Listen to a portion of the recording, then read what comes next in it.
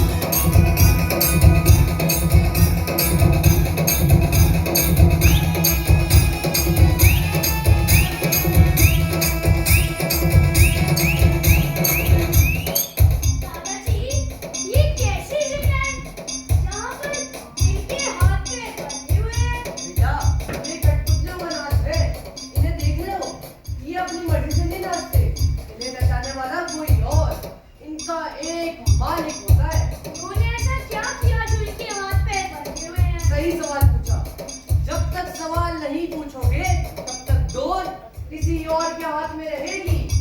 सोचो, समझो और अपनी डोर अपने हाथ में रखो। डोर? कैसी डोर? डोर यानी ज्ञान की डोर, समझ की डोर। दादाजी, इसका मतलब कि सबकी डोर किसी और के हाथ में होती है। हाँ, तुमने सही समझा। असल जिंदगी में भी हमारी डोर किसी और के हाथ में होती है। हमें नचाने वाला कोई और होता है। दादाजी, मुझे इनके बारे में और जानना है। मुझे भी इनको नचा कर देखना है। तुम इन्हें नचा लो, मैं वो पास वाले पेड़ के नीचे बैठा हूँ। कोई मदद चाहिए हो तो बुला लेना। ऐसे ये कितने उदास लग रहे हैं। ओह, उल्टी-पुल्टी वाली लड़की भी इधर ही आई है। अपने परिवार के साथ शो देखने आई है। शो के बाद मैं इसके साथ बहुत बातें करूंगा। ये कठपुतली इतनी उदास क्यों है? ये नकलियों की तरह है, इन्हें कोई जान नहीं होती है। नहीं आंटी, देखो तो कितनी उदास है। दीदी सही बोल रही है। वो दर्द में है, वो रो रही है। आप बड़े लोग कभी बच्चों को समझ ही नहीं सकते। बेटा, हम भी तुम्हारी उम्र से गुजरे हैं। मम्मी, जमाना बदल चुका है। जनरेशनल गैप तो देखो। हाँ, हमारे समय में और आपके समय में बहुत फर्क है। जनरेशनल गैप इतना बढ़ चुका है, तभी तो आज के बच्चे ऐसे हैं। बड़ों से बात करने की तमीज ही नहीं है। बहन जी, पहले अपने बच्चों का किसी अच्छे डॉक्टर के पास इलाज कराइए। फिर मेरे को ये शो देखने के लिए बुलाना। मैं तो यहाँ पे किसी का शो देखने के लिए आई थी। सारा मूड खराब कर दिया। मैं तो जा रही। मेरे बच्चों को ऐसे मत बोलना। तो थोड़ा अभी कैसे कर रही हो? हट अभी क्या तुम्हारी सही बोल रही थी।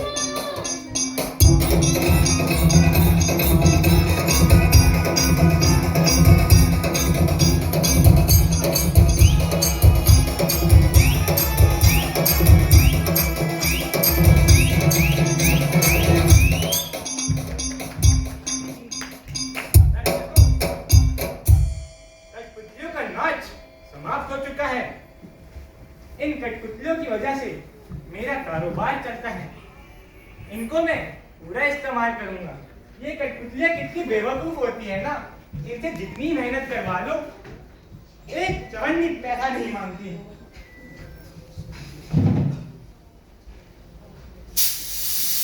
इस मालिक की बात बहुत तेज बात है।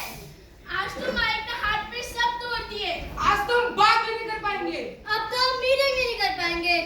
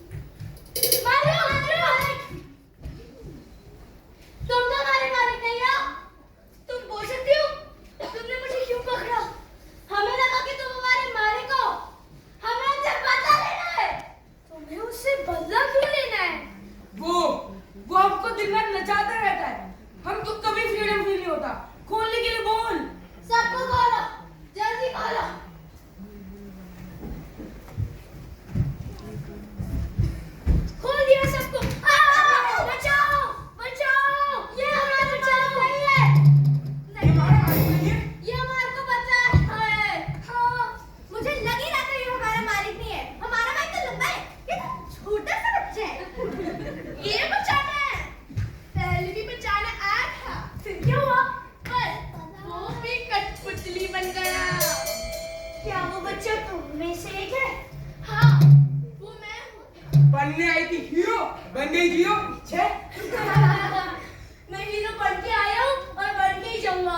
मेरे दादाजी ने ना मुझे बहुत कुछ सिखाकर भेजा है। वैसे तुम लोग अभी तक अपने आप क्यों नहीं निकले? एक भी कोशिश करी थी, पर मालिक ने उसको एक नई कठपुतली बनाई।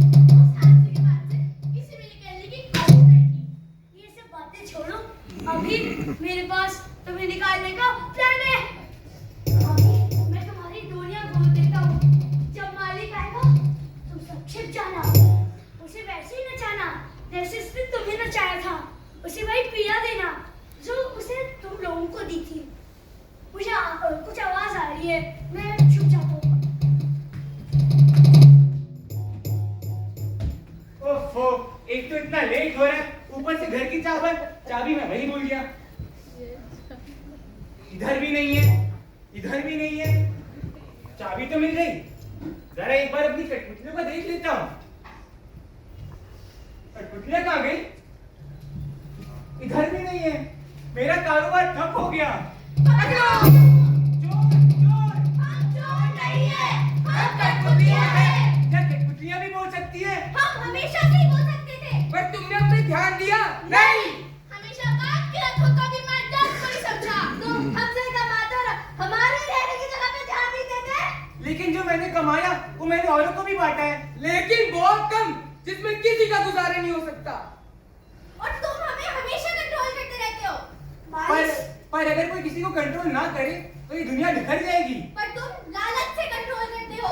मालिक साहब याद रखिएगा, अगर आप किसी को नियंत्रित करते हैं तो उनका विकास, उनका अस्तित्व बिखर जाता है। बेटा, तुमने मेरी आंखें खोल दी। मुझे आज पता चला पेड़, पौधे, पत्थर और कठपुतलियों में भी जान होती है। अब इनसे माफी मांगो। मेरी प्यारी कठपुतलियां, मुझे माफ कर दो। मैं तुम सबको आजाद छोड़ता हूँ। हम तुम्हें माफ नहीं करेंगे। हम भी तुम्हारे साथ वही सलूक करेंगे जो तुमने हमारे साथ किया।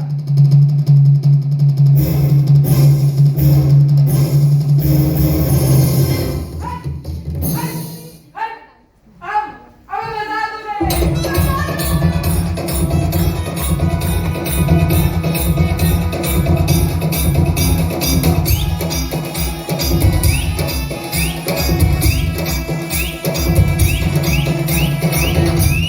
याद रखिएगा, आपको अपने विचारों को, अपनी इच्छाओं को अंदर दबाना नहीं चाहिए, वरना आप पूरी जिंदगी इन बेचारी कठपुतलियों की जैसे नाचते रहोगे। कुछ समझे आप लोग?